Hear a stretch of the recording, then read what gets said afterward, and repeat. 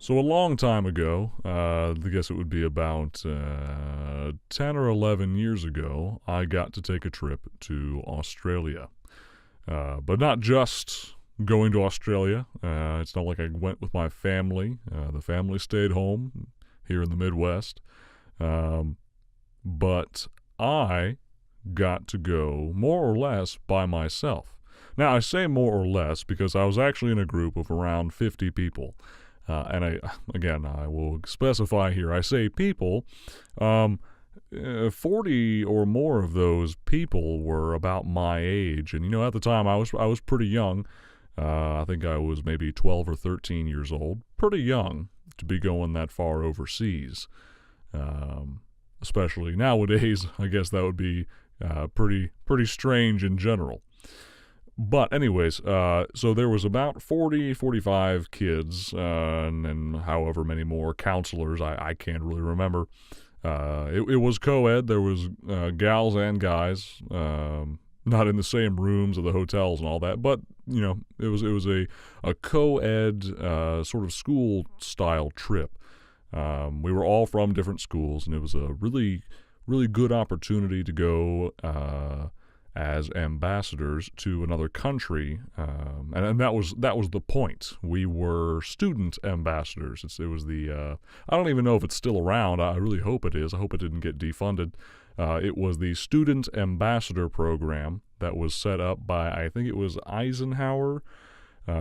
He set it up. The idea was that every year or whenever we would ourselves as the U.S. send a small group of our students, be them, like middle school age like I was at the time, or high schoolers or college students, on a sort of scholarship or endorsement fund to go to another country and be ambassadors, learn about the other cultures of these other countries, bring back some of that culture, and at the same time, bring our culture to them. It was a way to garner experience between countries using a very benign method of more or less tourism that was it was funded by the government. Now, I thought it was a really, really good plan. I still think it is, if it's still around. My parents thought it was too, and so did the parents of all the 40 some odd kids that went. But anyways, I'm getting off track. So we went to Australia, and it's been a while, so I can't exactly remember where all of this was at, but we were always on the East Coast.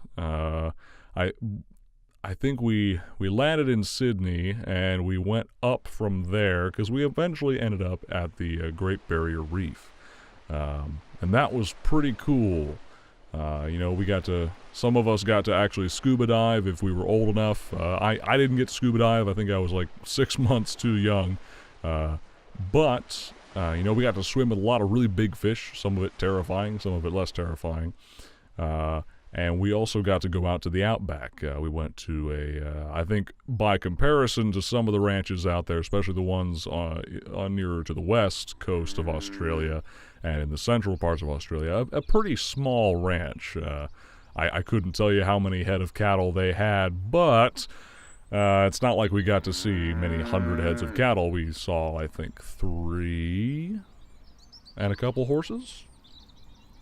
Somewhere around there. They had plenty of dogs, but it seemed that they catered to groups like us because they had bunk houses that we got to stay in, and they were more or less fully furnished. They had bunk beds and showers with hot water. Not that we wanted hot water, really. It was hot. Australia gets hot in the summer. Or I say summer. I think when we left, it was actually winter over there, and it was still bleedingly hot. Again, I'm getting off track. So we got to this ranch, and the first night that we were there, we got there in the early afternoon, and they had us all dismount from the really large buses, and we brought all our stuff into our bunk houses, set up with our bunk mates. I think there was about 8 per room. Then they showed us around some of the ranch. Some of us got to milk a cow if we hadn't already done that back in the States. I think most of us hadn't. I had had the opportunity before, so I was kind of an old hand at that point. But yeah, we got to milk a cow. They taught us how to whip a bullwhip. Get that sonic boom.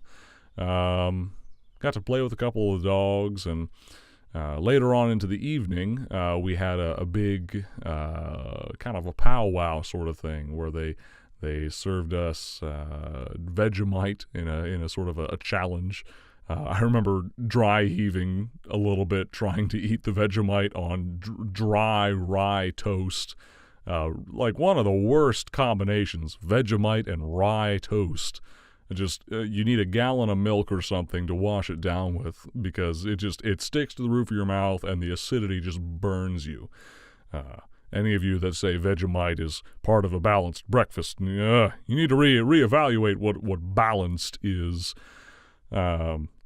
But so that was the first night, and we had a real fun time. We had a little talent show sort of thing. It was quite the gaggle.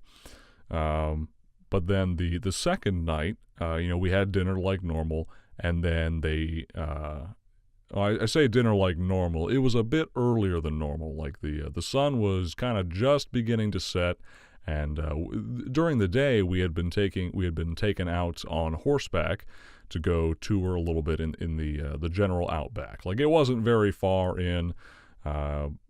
We were kind of in the northeastern portion of what you might consider the Outback, as far as I remember. And we got to see huge ant mounds. I mean, when I say huge, they were 15, 20 feet across, upwards of a few feet high off the ground. They warned us, if you stomp on this, you're going to get eaten alive by these ants. And, we did. We didn't get eaten alive, but some of us found in our boots too many ants when we got back to the cabins.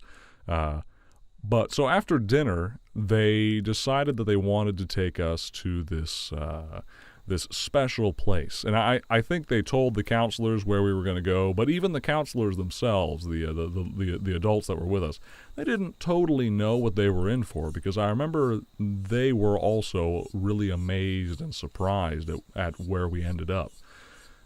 Because in our rides out in the Outback earlier in the day, we'd never come across this area. We never would have guessed it was there. So they took us out kind of late-ish after dinner. The sun was already begun to set. We had dinner just before it had begun to set. We all mounted up on horseback, and I couldn't tell you how far out from the ranch we went, but it was a good clip. We were out there for a while. And then they said, okay, everybody dismount. And the scenery has changed slightly. The scrub grass of the Outback had changed a bit more. There was a few more standing trees. Those of you with a more geologic and biologic mind will already kind of realize where this is headed. But they were taking us to a place where there was more moisture, and it wasn't as much of a desert, and none of us would have expected it out here. We drove so many hours through just barren wasteland, more or less, to get to this ranch, and around the ranch there wasn't anything. I mean, there may have been a few trees near to the ranch, but this was a ways out. We could not see the ranch from where we were. It was already just about dark. We had flashlights already turned on. A couple of the counselors had little headlamps turned on. But as we're walking and following kind of in a bunch of single file lines through the Outback, through these fairly unused trails, we found our way to a bank of trees next to a really big little rise, little hill. And all of us are starting to get really curious. We're thinking, wow, there's a lot of trees out here, and like really densely packed trees. We were very surprised. And I say densely packed. It's not like it was like an evergreen forest here in the U.S. But for a desert, there was many trees around this little area that we were stepping into. So we got into this this little forested area. We all walk in, and maybe 50 feet into where all these trees and bushes are at, there's this huge oasis. It's a huge pool of sorts.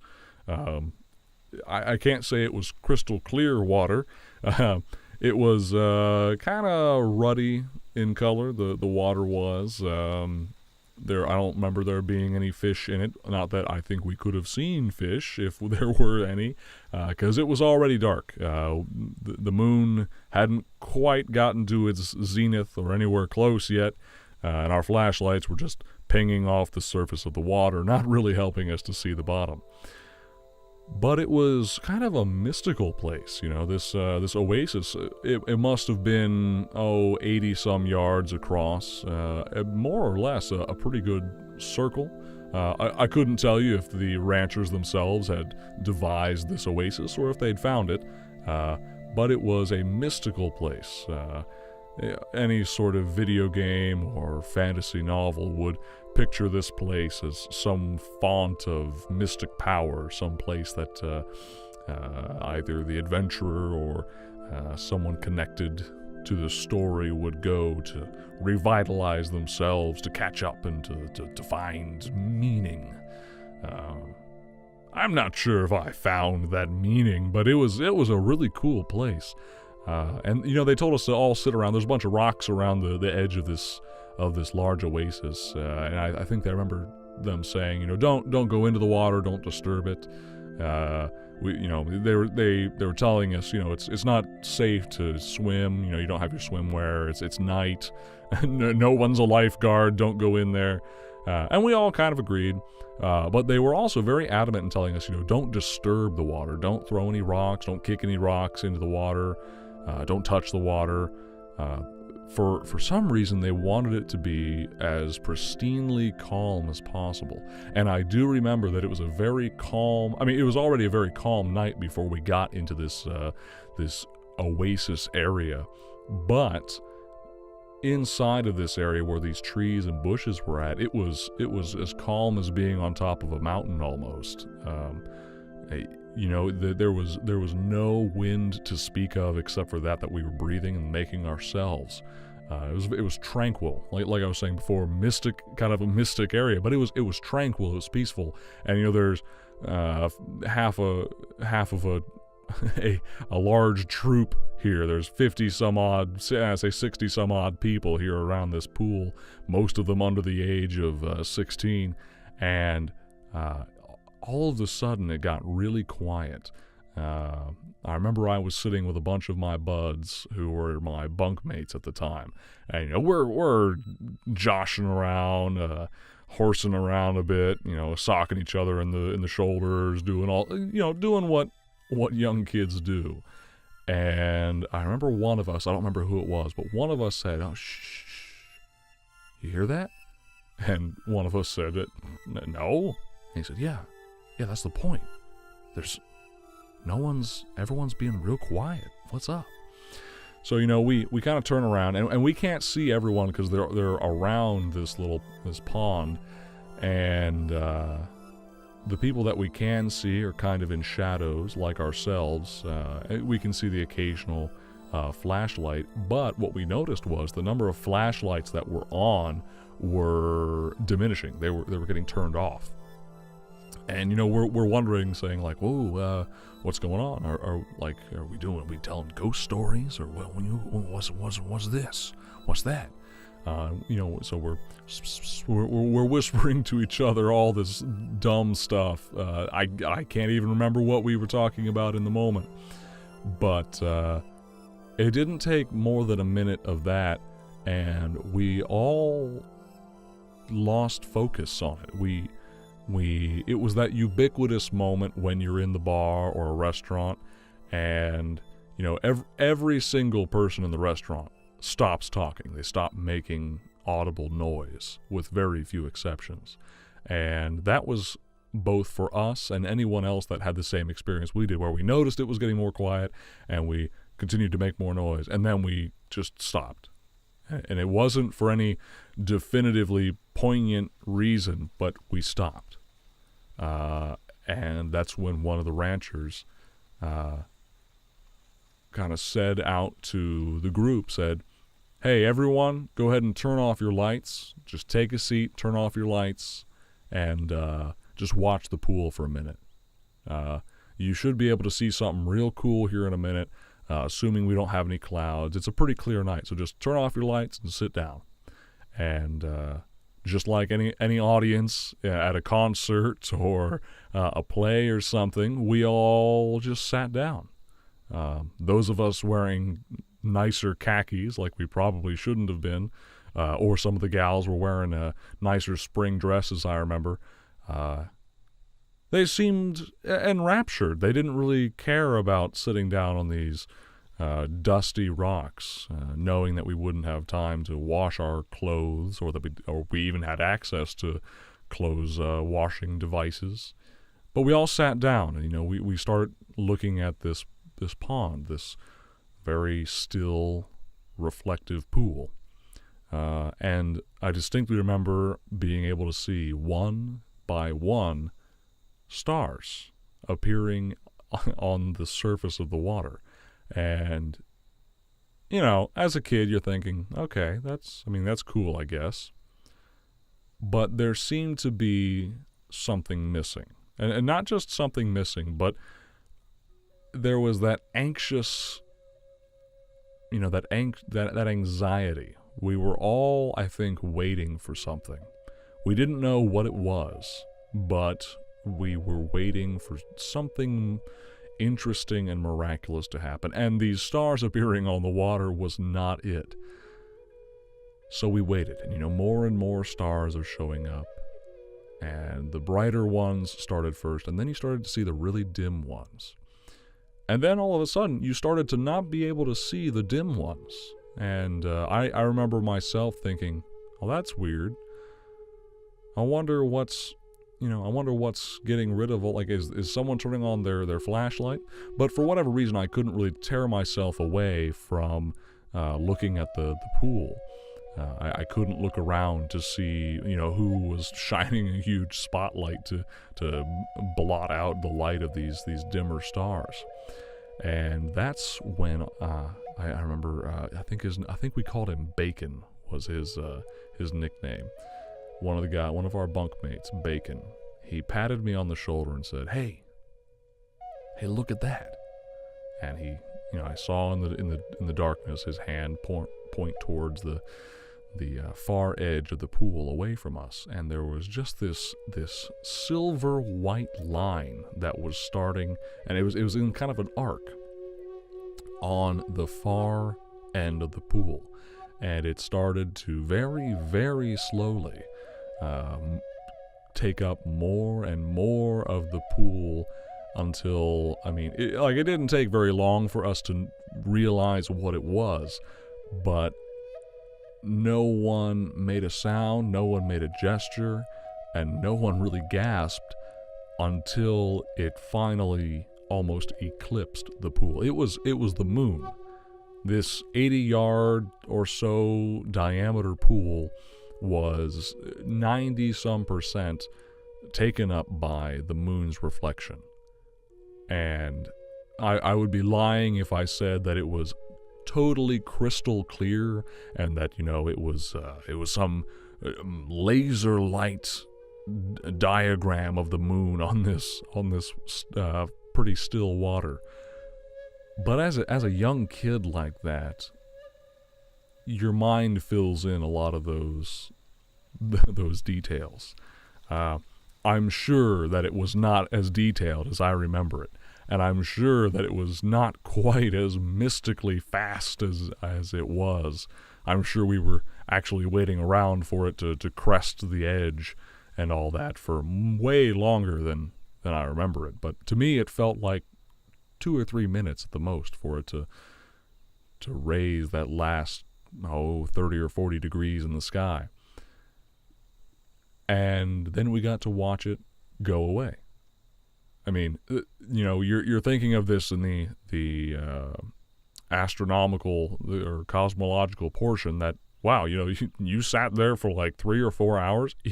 We must have because I distinctly remember, and this may be the kid's memory here, watching it go away, but I do distinctly remember watching it crest the edge of that pool, come to its full zenith, taking over 90-some-odd% of that pool, and then fading away on the opposite side in the same way that it came. And when we got back, we were quiet for the whole ride back, with few exceptions.